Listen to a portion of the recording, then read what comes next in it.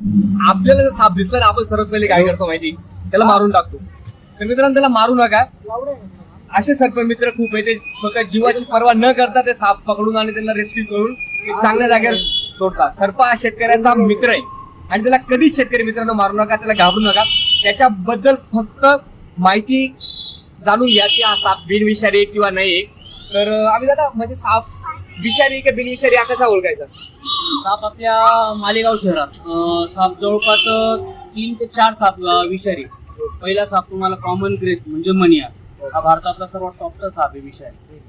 आणि दुसरा साप आहे जो कोब्रा. काही त्याच्यात साप असे असतात कोब्रामध्ये की ते त्याच्यात ते फण वगैरे काढत नाही त्याला. आणि सेम त्याच्यातलाच एक साप आहे धूळ नागिन आणि नागामध्ये अंतर काहीच येत नाही, फक्त विषय फण जेव्हा काढली तेव्हा ओळखता येतो. लोक धूळ नागिन समजून सुद्धा नागाला पकडण्याचा प्रयत्न करतात आणि मारतात.